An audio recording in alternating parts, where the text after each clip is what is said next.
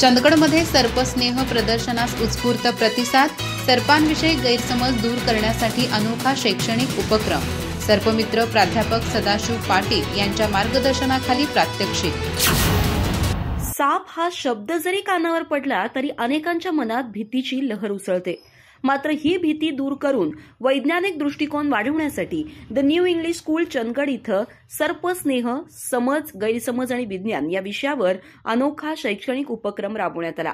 या उपक्रमाअंतर्गत शाळेच्या परिसरात आढळलेल्या धामण सापाच्या प्रकरणावरून प्रेरणा घेत सर्पमित्र प्राध्यापक सदाशिव पाटील यांनी विद्यार्थ्यांना सापाविषयी सखोल माहिती दिली.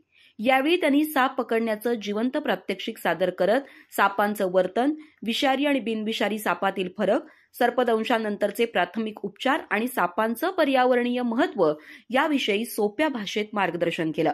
त्यांच्या सहज आणि विज्ञाननिष्ठ सादरीकरणामुळे विद्यार्थ्यांमध्ये प्रचंड उत्सुकता निर्माण झाली. कार्यक्रमाच्या अध्यक्षस्थानी प्राचार्य आर. पी. पाटील होते. उपमुख्याध्यापक व्ही. एन. कांबळे यांनी प्रास्ताविक करताना सर्पांविषयीची जिज्ञासा वाढवण्याचे आणि गैरसमज दूर करण्याचे महत्त्व अधोरेखित केले. प्रश्नोत्तर सत्रात विद्यार्थ्यांनी विचारलेल्या अनेक शंकांना प्राध्यापक पाटील यांनी संयमपूर्वक आणि शास्त्रीय पद्धतीनं उत्तरं दिली.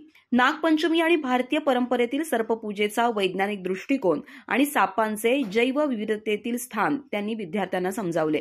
या कार्यक्रमाला व्ही. के. गावडे, जे. जी. पाटील, वर्षा पाटील, विद्या डोंगरे, सुहास वरपे, ओंकार पाटील यांच्यासह शिक्षक आणि विद्यार्थी मोठ्या संख्येनं उपस्थित होते.